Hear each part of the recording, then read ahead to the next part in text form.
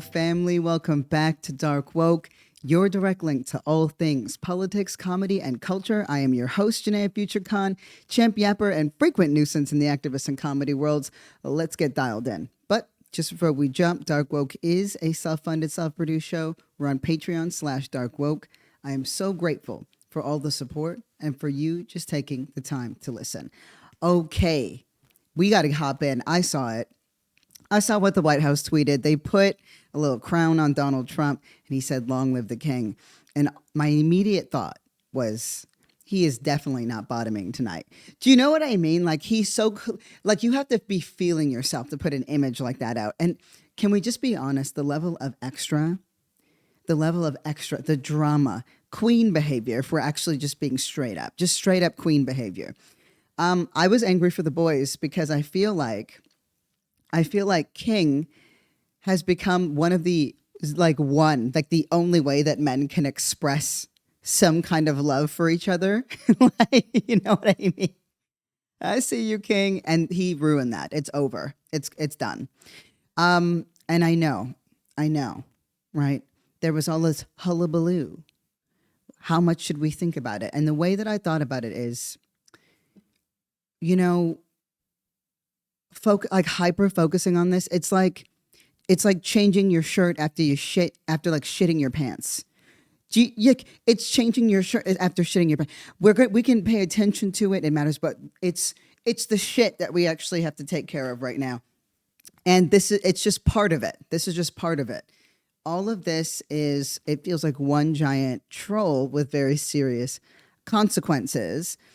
But some of this shit, like the way that we're going to win this, I mean, they are alienating everybody, and their actions are going to become more and more defensible. Like what you're taking 9/11 survivors, right? The survivors of 9/11 and the folks who provided emergency care, first responders, you're taking away any support or infrastructure from them.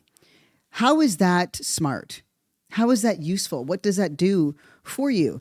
They're now on CNN talking about it. You have migrants and, folks people who are documented, right? Who identify as migrants, but they have documentation, who are now jumping on MSNBC and all these other news sites saying, "Hey, he said it wasn't going to be us." And as much as you want to claw your eyeballs out when you hear that, because you're like, bitch, I could have saved us all some time. They don't care. They don't care about people. They don't care about anyone, right? You're going to gut any type of federal infrastructure, federal protections. It's been blue states that have been funding the poorest people in red states, right? They are some of the highest recipients of things like welfare SNAP benefits. And I want to be really clear, right? All this rhetoric now about poverty, we're just back when it comes to racism, when it comes to classism, we're just back in the 90s. But there is a population that got hit that I didn't know was going to catch some strays, okay? The fucking gingers, y'all. They're going after the ginger. Okay, listen. Not just the gingers. Hold on. Okay, so you know how the Trump administration and the GOP has been going off on, like, they've been doing book bans, right? And they did these DEI book bans.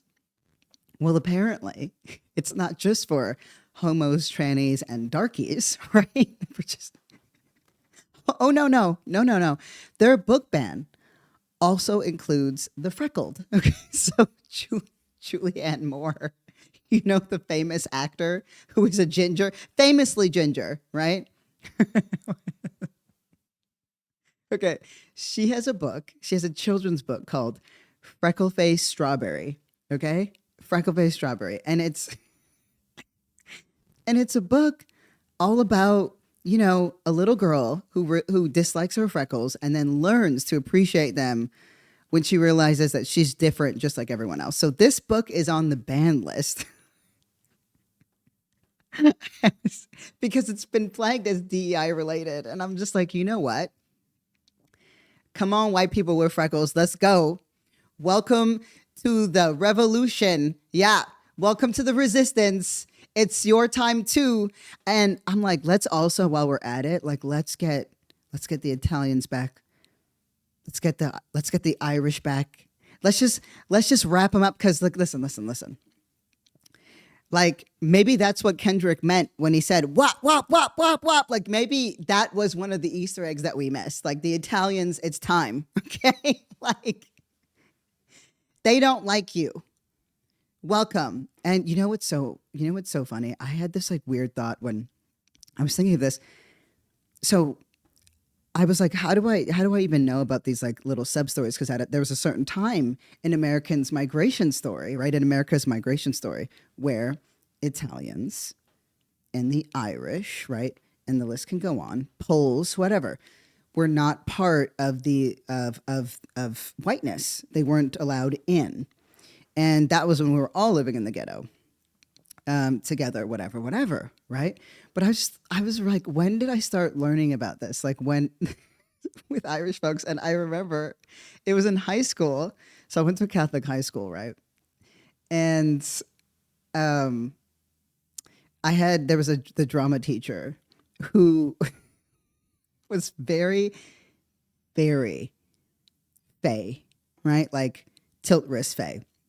But you couldn't talk about that stuff in Catholic school at that time. But and it is so it came up. So we're talking about racial dynamics, whatever, but like very casually, and he was just like, "Oh, what?"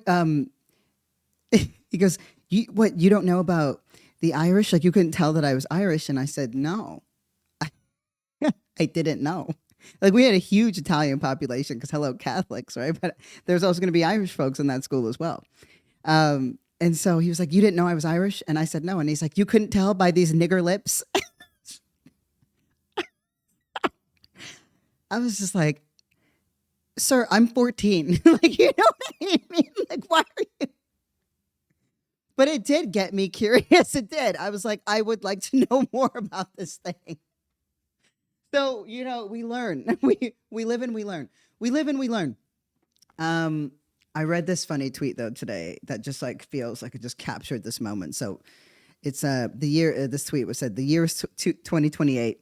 You've been off Lexapro for 3 years and finally have abs. You pay $800 a year for TSA Life Plus, which promises your plane won't crash. Your Turkish hair transplant went awry, and you wake up every day with a bloody scalp. Your son is illiterate. Life is good. It's like I could really appreciate that.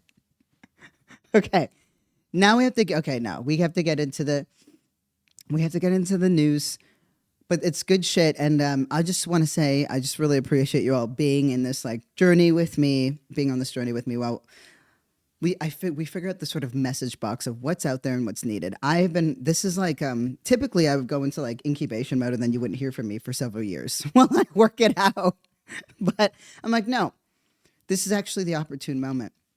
And right before we jump into a Stephen A. Smith times Pod Save America clip, which I mean, that's a crossover I didn't see coming.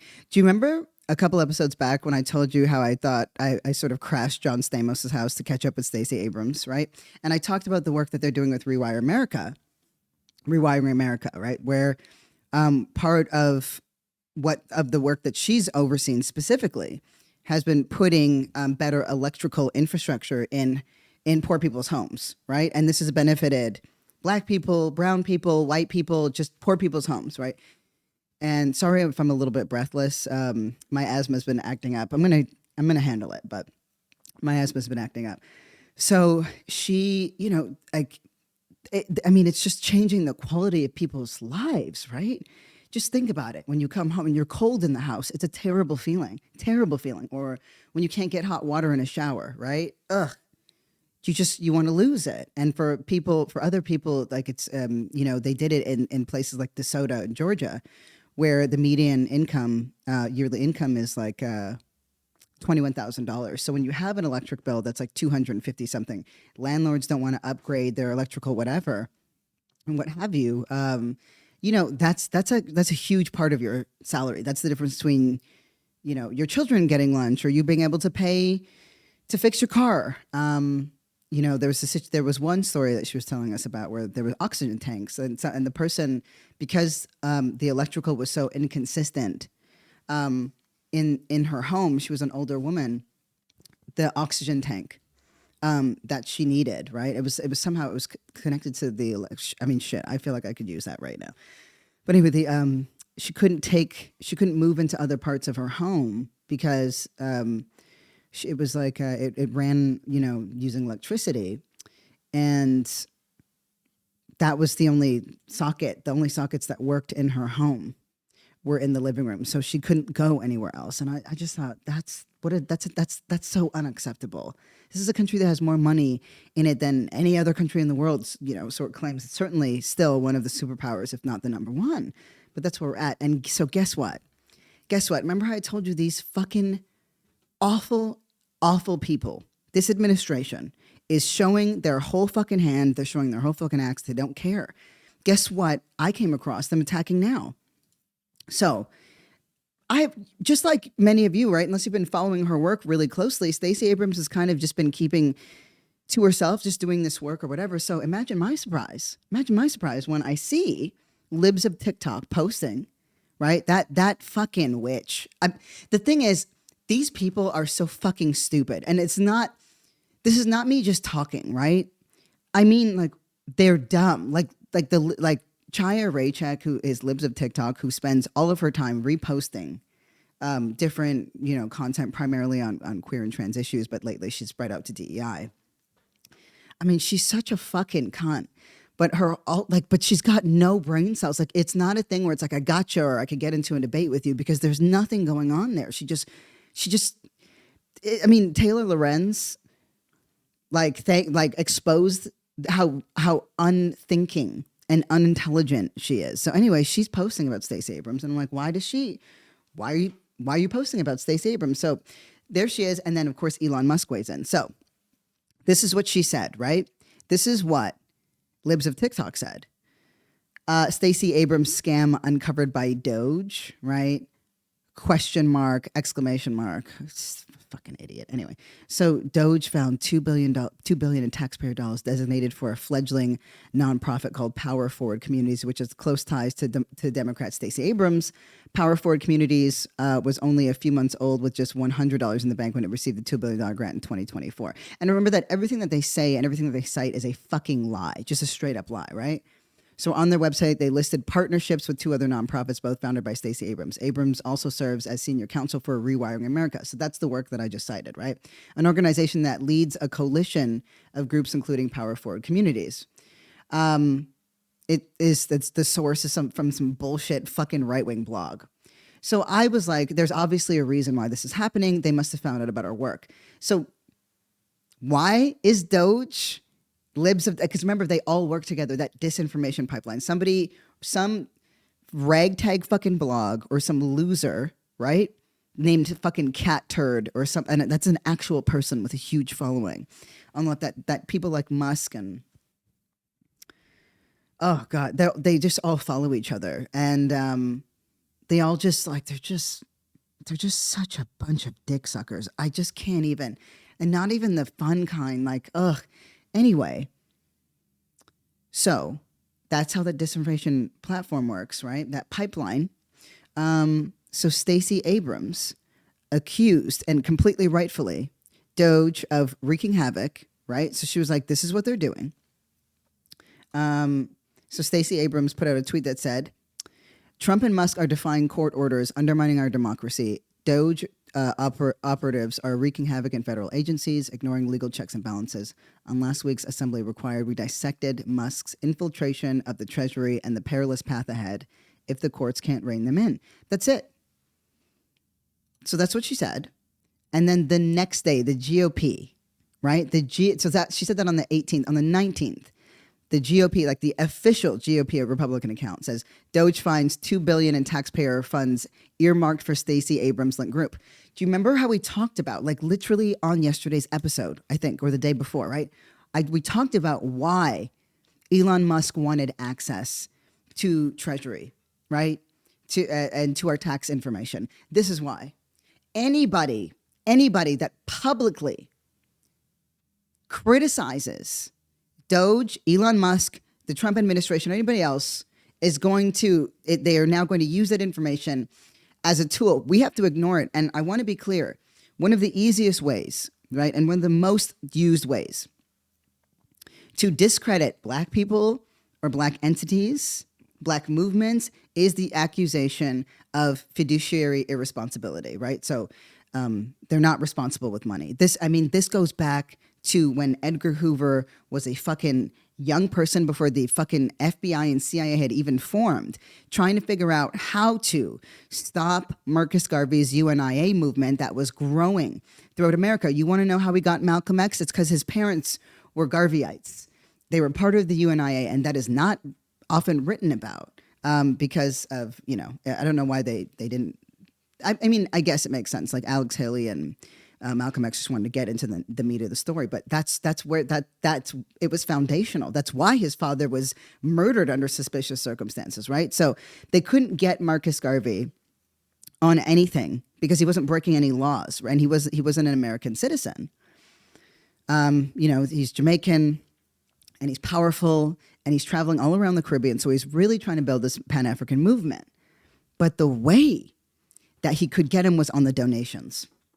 That's how he got him. And since then, he's used that strategy, and we've seen that strategy be replicated again and again and again and again.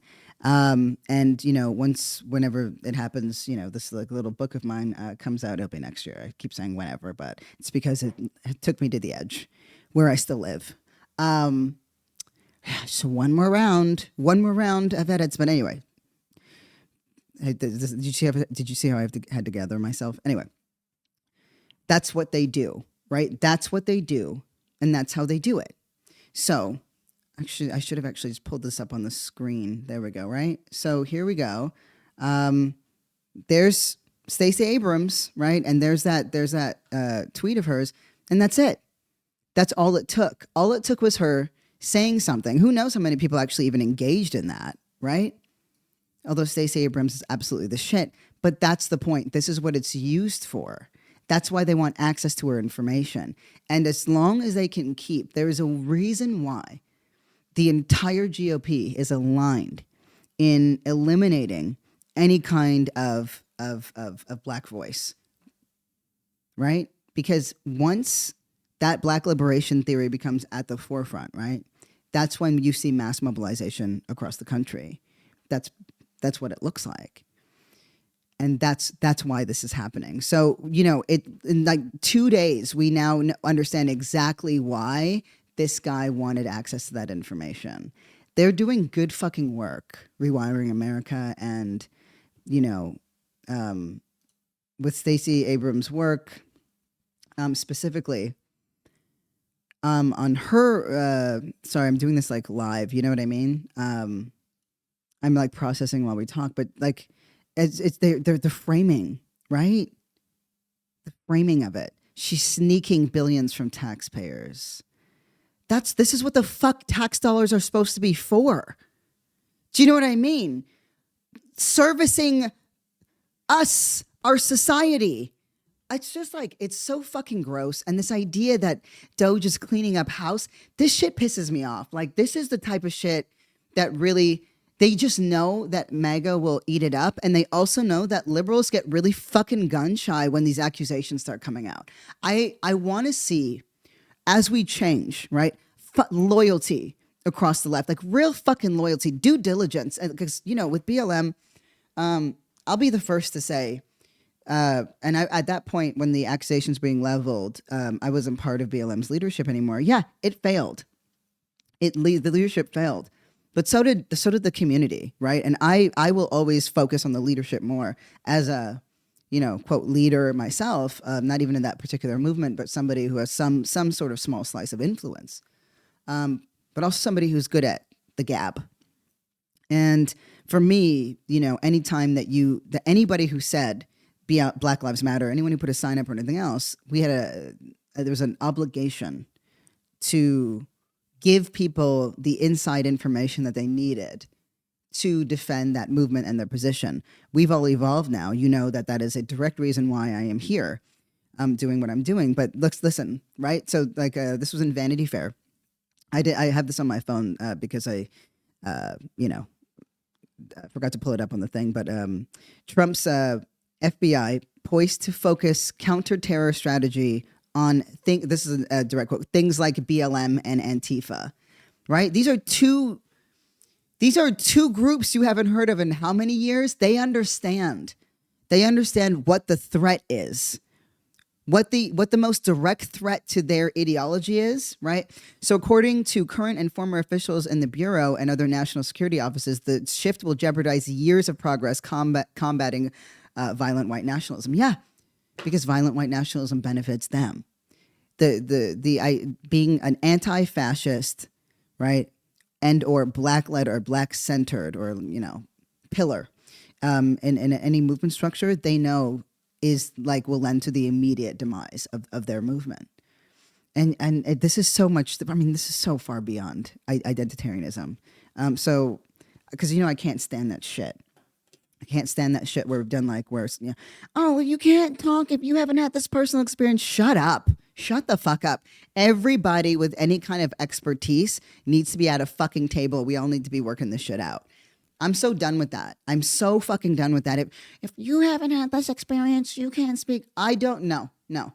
And I'm not, and we have to fucking absolutely protect and defend, all of these communities that are not being covered, but we've got to, these cultural arguments that we keep getting into, they don't fucking matter. They don't matter. I'm not going to say birthing people because it's women who fucking primarily give birth in this country. And I'm thinking of the 7 trans men who have, truly, right from the bottom of my heart. But if we are making the movement, a reproductive justice movement centered around women, they will be included in that. If we have a robust healthcare plan, all trans people will be included in that. But trans women, our trans movement have never covered trans women and have never covered women. That's where we need to be, right? So how do we frame that? How do we actually articulate that? As we go in yesterday's episode, I've sort of talked about what that could look like. Oh, I'm so fired up. Oh wait, I do need to tell you this before I fucking forget. This is it's so dark, but it's terribly funny. It's bad. But it's a little Black History Month shit. No shit. Okay, did I lose it? Okay, listen. This is nuts. So a white woman, this is like a real story. A white woman gave birth. So a white woman and a white donor. This is an IVF clinic. She gave birth to a black baby. You guys. That's very, so the clinic got it mixed up. They got the embryos mixed up somehow. And the baby has been returned. It's just like, what is happening? This is not good. There's too many things. But that terrible. This is a weird Black History Month is all I'm saying. This is a weird Black History Month, okay? Because now the freckled are just being lumped in with us and white women are giving birth to black babies and then giving them back. We got shit going on. But let me get focused, okay? We have a very clear fight ahead and they are using this. And we are getting our shit together. I know it doesn't seem that way, but I'm telling you, I'm seeing these major shifts happen, right? I'm seeing these major shifts happen. We just need to figure out what our pipelines are because this is so much bigger than just we just need a lefty Rogan. Let's bring on, Hassan's the lefty Rogan. We don't fucking need that because we don't work that way, right? There's not a singularity when it comes to pipelines. What actually makes us fucking awesome is the diversity of voices on our side, but we have to stop fighting these cultural battles that don't actually matter and wait and start instead weighing in on the culture while we focus our talking points where they need to be. So yesterday I talked about what it means to stand on business, to say things without qualifying things, right? Without immediately backtracking. It's if I make a joke, right? And I say, white people be like this. Or black people be like this. And then I immediately be but not all, I'm qualifying. I'm immediately undermining my position and my joke. And we keep doing that with our own beliefs. And it's okay. Every time, the reason that I became adept at things is because I practiced. There was a time when I didn't know what to say and I didn't know how to say it, right? And I dare say we all will go through these moments again and again and again. But what I did was I remember being on a bus, and I had this I had a big old fro, and I had this button on my jacket, and the button was we were wearing fucking buttons. There were so many buttons, right? I was a homosexual. We had buttons and cutoffs. All right. And it said something like my pride is not white, right? It was something like that. And because I was going through that phase of black militancy, you know what I mean? So I was just like and it wasn't even that big, but there was this white guy, and he was with a woman. And he sat at the front of the bus. He was sat there, and I was standing at the back, and he was just screaming at me from the front of the bus. And nobody said anything. Right? Nobody said anything. They just listened to him scream all this like racist shit at me. And then he gets off the bus or whatever. And I thought about, what could I have said? What could I have done? Whatever.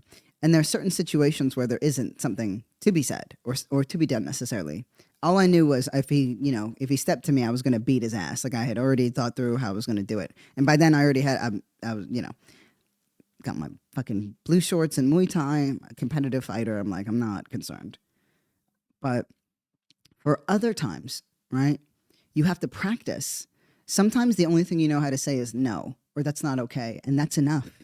That's actually enough because you've already disrupted a narrative. But I actually recommend always going home and just like writing down 3 different ways you could have responded to the thing, or like 3 things that you think about that you could have said. Maybe it's snarky, maybe it's humorous, maybe it's this or that. But that type of diligence is how we figure out how to say what we want to say. And that's what this game is all about. How do we say what we want to say? That's media training 101. Remember when I told you, though, I had to learn how to like smile and use circle hands? So how you frame the messaging, it matters. This is I'm going to just pull this up here.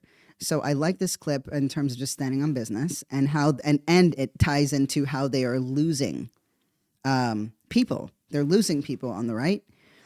And so this is a clip from CNN, and this is from the Federal Workers United. So this is a rep from them, and they're rallying across the U.S. We're seeing a push around labor. And I just want to play this because I really like how he messages his talking points here. Are you worried about getting fired? Are you worried about cuts to your agency? Tell me about it. I mean, they are pursuing a smash and grab across the entire government. I do expect that once they finish with their most disfavored agencies, the Consumer Financial Protection Bureau, which they've already shuttered in the interest of, letting banks and predatory lenders get away with keeping all of us in debt until we die. When they're done with the EPA and keeping us in debt till we die. What a fucking banger line. Alliteration really works, right? So you might lose people when you're talking about the bureau that's meant to protect it. But, when you say something like they want to keep us in debt till we die, that's something that you feel viscerally, right? So Chris Doles, who is part of this organizing body, is saying something that immediately resonates with a huge swath of people. Making it easier to pursue permits to transport oil all across our country without any mind to the environmental mitigation that they're statutorily required to pursue. When they're done slashing the Department of Education and going after the socialized medicine that we have, thank goodness for veterans health care, when they're done going off after all their most disfavored agencies, I wouldn't be surprised if even agencies in the Department of Defense wind up facing deep cuts. But ultimately, this is an attack on all of us. Elon Musk is stealing from the entire American public. That right there. Elon Musk is just stealing. That's it. He's just stealing from you. He's stealing from me. They want to keep us in debt till we die. Those kinds of talking points really resonate. And they say, they say something. So like, let's say somebody's going off about trans people, our immediate impulse is actually just be like, okay, well, hold on. And then to debate this person on a trans issue. is that and sometimes it is the appropriate thing to interject there, right? Especially if it's like fucking egregious or whatever. But where do you redirect that energy or that attention to? This is damning across the board. Why I would say redirect at this moment. And for the record, like there's a lot to be said on the trans issue, but we did not do a good job culturally when it came to defending our beliefs. Our response was to not engage or to just mock. And now we have to do some of this alignment on the things we do fully agree on or are non-negotiables. And then we do that culture work. But that's just me thinking out loud on the larger scale. Anytime somebody's talking some shit on some trans people, just generally, shut that shit down. You know what I mean? Shut it down. They're stealing our data. They're stealing the services that we all rely on. And ultimately, you just know that they're going to use everything they supposedly save to justify massive tax cuts for themselves and more government contracts for themselves as well. Ultimately, they're in it for themselves. And what industry? And ultimately, that's it right there. Ultimately, they're just in it for themselves. That's it. They're just in it for themselves. Debt till we die. That was the big line for me. And then now I just want to play. So get this. So this guy, this other clip I'm going to play, it's shorter, is from former Vikings punter Chris Kluwe. So he calls President Trump's MAGA slogan a Nazi movement. So this is in Huntington Beach. And so he's at the city council meeting and he decides that he's going to take some political action. But how he says what he says, right? Because we tend, and why I'm bringing this up is because on the left, what I have noticed in our movements and our cultures, people's profiles, we become single issue people. The things that we talk about, the things that we post most about are very single issue. And I think the algorithm likes that. And I think that, for me, for example, I'm aware, I'm like, I need to be where the culture is. So I know that posting about trans folks right now, for example, is something that many, many people are doing in a positive light. And I think that's important, but it's not necessarily shifting the American public or conscious on where we need to be, because we don't actually have the numbers to do that. And also because we lost the narrative. When you lose the narrative, you kind of have to do some of this grabbing the culture back, and then you infuse your narrative into it. That's just, that's just understanding narrative, right? If you're going against the story, you will lose. But if you absorb that story within a larger one, then say what you want to say. Oh, you've got some winning shit. But this is a very powerful position. And again, to say like there are things happening, right? Yes, they're posting about the fucking, about Ukraine and Zelensky and Trump's latest thing. But Trump, Putin, fucking that bitch, Benjamin Netanyahu, Elon Musk, they're all working towards the same fucking things always. Like how do I keep as much power for myself? How do I remove any of the regulations or blocks? And who do I blame for why we're here? It's only going to go so far. But let me just play this clip because I like what I saw. And so people are fucking fired up. And that's what we have to remind ourselves of. Yes, there are going to be days where you're feeling a little bit lost or a little bit unsure. And you're not alone, right? Sometimes I'm like, I would just, sometimes I'm like, yeah, I do want, I would do some sometimes I miss Luigi Mangione is what I'm saying. Okay, let me hit this shit for you. So this is, again, a Viking, the former punter. And he was kicking some ass. He was kicking some ass at this city council meeting. Unfortunately, it's clear that this council does not listen. So instead, I'm going to take my time to say what MAGA has stood for these past 3 weeks. MAGA stands for trying to erase trans people from existence. MAGA stands for resegregation and racism. Yep. MAGA stands for censorship and book bans.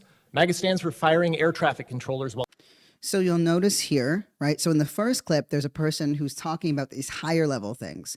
This is modeling how to talk about what is happening, because it feels so big. It's hard to figure. It's like, where do I even start? Sometimes it's just that hit, getting those quick, pithy one-liners in there. So why I'm doing this juxtaposition is you have one person who's talking about the larger class shit and the gutting jobs. gutting federal regulation and protections, attacking on the climate so they can get their little oil contracts to go through, right? That person's focusing on the higher level. This person is focusing more on the cultural level. Both are appropriate. Both are appropriate. So I'm just going to pull it back a little bit so we can just really get in there. So he starts out with trans people, then he moves into resegregation, and he's going to keep firing. But both of these things are exactly how we need to be responding as we move forward. To erase trans people from existence. MAGA stands for resegregation and racism. MAGA stands for censorship and book bans. MAGA stands for firing air traffic controllers while planes are crashing. MAGA stands for firing the people overseeing our nuclear arsenal. MAGA stands for firing military veterans and those serving them at the VA, including canceling research on veteran suicide. MAGA stands for cutting funds to education, including for disabled children. MAGA is profoundly corrupt, unmistakably anti-democracy, and most importantly, MAGA is explicitly a Nazi movement. You may have replaced a swastika with a red hat, but that is what it is. I will now engage in the time-honored American tradition of peaceful civil disobedience. I like him so much for this. He gets up in there and he walks up to the council. They get all in their feelings. Get out. And then the police come. Right? I mean, dope. So what's your list? Right? What's your list? I know it's like a weird thing to say, but when we're absorbing all this stuff and talking about sort of, right, what is your list? What is your list of how would you articulate what you're saying? And it might seem weird. I'm like, why am I telling you to write a list? Because when we are overwhelmed, right, it's so hard to identify exactly what is happening. And when it's synthesized like that, it's easier for you to hold on to. And then you can see, oh, this new thing, this is just part of this other. This is just number 3 down the list. Okay, this is number 6 down the list. And that's how it doesn't shift the narrative. So I'm not constantly feeling like I'm watching a tennis match between the Williams sisters and I fucking miss them on the court. Venus is coming back, I read, which is amazing. Anyway, it's clarifying for you, and it's also clarifying for the people around you. It makes it so that we are not so overwhelmed every single day by what we are reading and seeing. Now we're going to move out to the Dems. So let me see how much time I got. Okay. I'm trying to keep it to 45. Overwhelmingly, so thank you for your emails and your DM messages, and I have seen them. I haven't been able to respond as much, but if anybody else who wants to weigh in, please do. But the 45 minutes are far away. Nobody said 30. Not one person was like, you know what? I like the short form. And I want to just leave 1 or 2 minutes to talk about some next steps, but I want to actually, you know what? Let me just see really quickly right here. Thank you all for indulging me. Isn't it wild that the very next fucking day, they use their tax information in the Treasury to attack Stacey Abrams? Sorry, I'm just going back, but like that shit got me fired up. Like it pissed me off. And what are the odds that, you know, I mean, I guess fairly high since it's like movement stuff, but that I would be in that room in John Stamos' house with Stacey learning about this just as they're attacking it, and knowing personally how impactful that work has been, just literally fixing the electricals in people's homes for poor people across America, right? The people that nobody. I'm just reminded I'm reminded again and again and again of John Steinbeck's statement, his quote, where he, you know, why Americans are so against socialism. And I want to be really clear. Socialism already exists. It just exists for the rich. But the reason, he said, and it's quite disdainfully, is that many Americans seem to believe that they're just temporarily embarrassed, you know, millionaires. It's mind-boggling how you can hate the people that are most like you, right? Whether that's class, you know, class related or anything. It's very gross. It's very fucking gross. Our job, while they're making this massive power grab, is to try to insulate ourselves and protect as many people as we can, which is why that story in Chicago that was cited yesterday was so important, is that when people know how to fight and how to resist the thing, they do it really well. And we have not-for-profit organizational infrastructure, it's done. And I mean, it's game over. And sure, the 501c3s, there's the not-for-profit industrial complex is like really yucky in a lot of ways. But we need our organizations funded, and they're going to be trying to get they're going to sick their rabid dogs on everyone and anyone that resists. And that's why we actually have to be so fucking aligned. That's why we have to be so clear. That's why we have to be able to concisely say shit at a dinner table or at a bar or wherever, because we're going to have to start doing stuff again, because it's not, I'm learning this. I'm practicing it myself. Having fun is not part of the petty bourgeoisie. Okay. We're not having enough fun. We're not. Like, I'll be the first, and I'm a workaholic. I'll be the first, but I was like, I had to figure that. I'm figuring that out. Because fun for me is learning, but it's also laughing. So making people laugh has been part of that, but we've got to, and we've got to go where people are. And we can't assume that the people around us just all agree. I mean, was Gaza not a breaking point for a lot of personal relationships? And you know, we weren't having those conversations before, but there has to be grace that's extended, that we extend, and that we should be able to expect. I want more fuck ups. I want more people saying the quote unquote non-PC thing. We need that. That's the diversity of thought that we have become intolerant to. When I'm in these comedy clubs, I'm not like, oh my God, I can't believe that guy just said that. You know, I'm never going to talk to him. No, I'm in the fucking green room with him. And we're yapping it up. And then he's following me on IG, and I'm following him. And he's seeing my fucking, you know, gay ass with my 6 fucking chest hairs that have taken 3 fucking years to grow in. And also, why do they grow up? What direction are they pointing in? Why didn't somebody warn me about this? It doesn't make any sense, testosterone. I've got more hair around my asshole than I do my mouth. What the fuck is happening? Okay. That was not the point of this.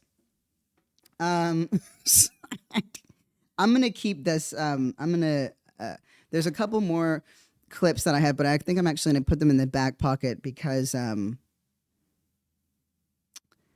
actually, no, fuck it. No. I have to. This is going to be great for the next episode. I'm going to keep it. But basically, now that I've talked about how we need to start thinking and talking, I'm going to widen the aperture out to the Democrats. But we've been doing a great job on that. But I'm teeing it up for the next episode. But we've got, you know, Stephen A. Smith telling the Pod Save America guys, like, what the fuck?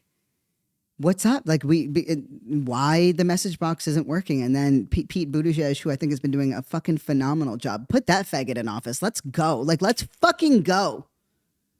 You know, God, imagine an AOC and a fucking Buttigieg ticket. I mean, how amazing would it be if our fucking president and vice president was like a Pornhub category?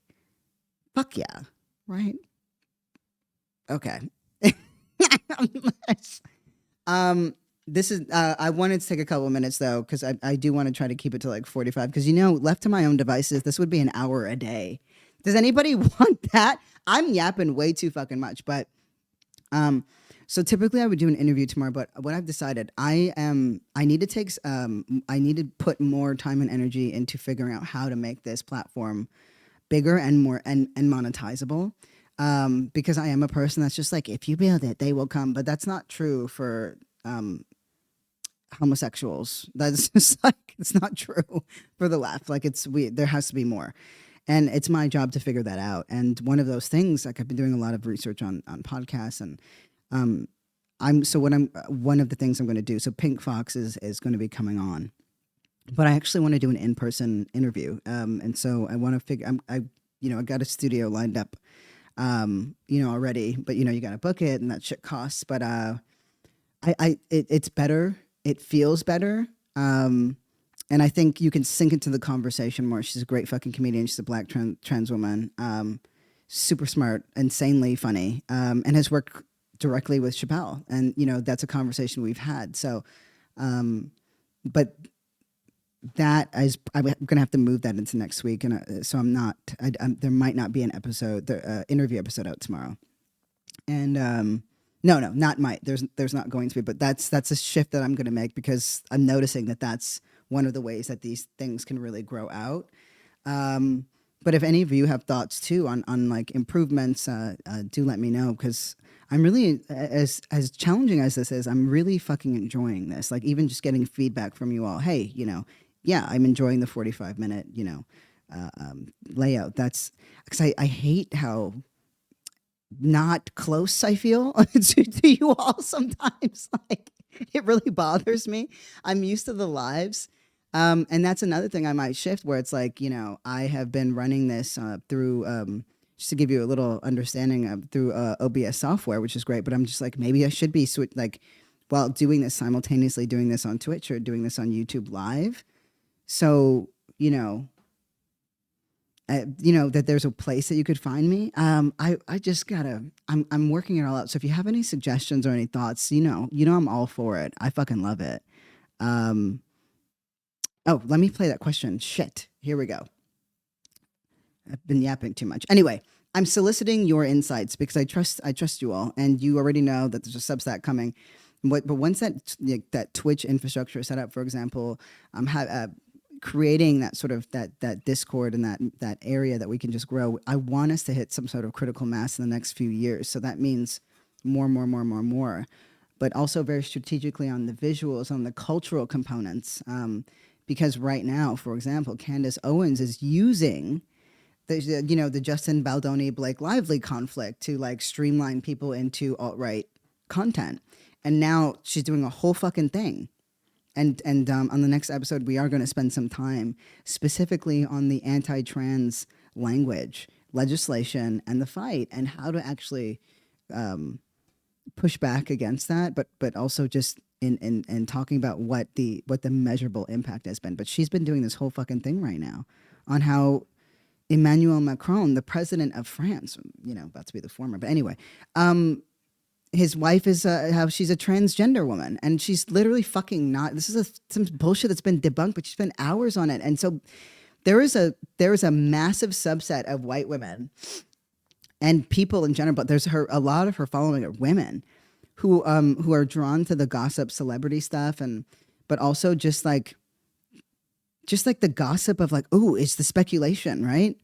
Who she is really grabbing the attention of, and it's pushing again this idea that trans people are duplicitous and whatever, and like, no, that's bisexuals. No, I'm kidding, literally not. But that trans people are like some duplicitous, like secret mongering freaks and weirdos, but they get pulled into this language, into this like very extreme alt-right rhetoric that she believes and that she touts and that she represents. It's incredibly anti-Semitic and all these other things, anti-trans, and she pushes like ideas that George Floyd was like a fucking criminal. Like it's just this is what I mean when I say it's about your belief system. That's what matters at the end of the day, more than the body that you, or the skin color that you fucking accidentally came into. Oops, I'm supposed to play the question. Oh my God. What are the best ways to gather people together, even in a society where there's so much division? Work camps. Put us in wellness camps and put us in conversion therapy. Just throw us away. Put us back in the ghettos altogether so we can make fucking art again and have rent that's like $150. Have it fucking subsidized by the government. No, it's we learn and engage in culture. And I think coming together for that, like I don't want to go to a rally every fucking day, but bring me to, I don't know, an event where it's for writers of all types and but you're only allowed to read like your worst writing from like your early 20s or high school, like that, and then while we're there having a good time. Is that an event we should do? Anyway, while we're there having a good time, there's a shared belief system that we're also cultivating, right? Because we're going to be grappling with things like, there's going to be things that come around race or around gender, because that was a time coming into one's own, and oftentimes when we're at our most radicalized. That's the way we do it. We don't start politics first when it comes to gathering, and sometimes we do. Sometimes it's the most appropriate thing, but it's not the most sustainable thing. It's culture first, and that's typically how the internet works. And I think once we like we were the original cultural producers, we're fucking awesome, and we're still there. We're just getting a bit drowned out because billionaires are deeply investing into right-wing content creators, and we don't have that same infrastructure.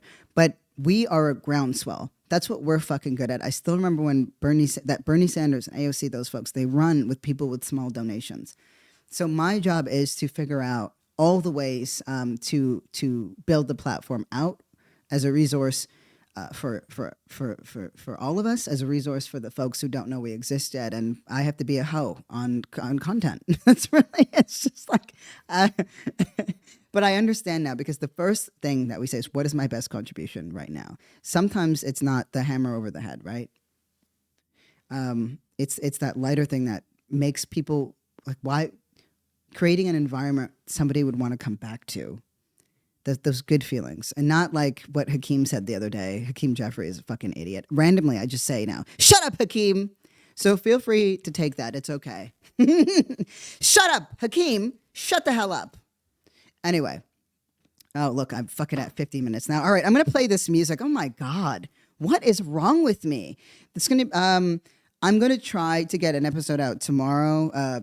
But I'm booking studios from now. I got in touch with the guy that runs it, and I think anytime that I can do an in-person interview for folks here in LA, and maybe I just got to focus with that.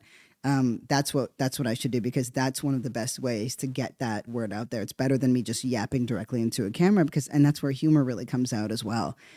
I've been stalking a lot of different podcasts and figuring out what makes them successful, and that's one of the things. That diversity of content. Apparently, all the boxes I check is not enough diversity. We have to have somebody else that I'm yapping to so that we can all be cute together. Does anybody want to come on? Because anyway, let me hit this. Thank you for that good question. And I just appreciate y'all. Anyway, I just want to say thank you so much for listening to Dark Woke. It means the world to me. The show really is a labor of love. New episodes drop all the time, but forgive me, this time it's the moving shit. Blame that, right? Don't forget the Dark Woke is self-funded. If you love the show, please feel free to support it as best you can. We're at patreon.com/darkwoke. Just want to say, I still want to hear from you all the time. Drop your voice note questions to darkwokejfk@gmail.com. Shout out to Carolyn and KR, and shout out to you, the listeners that make it all possible. Love you! Peace.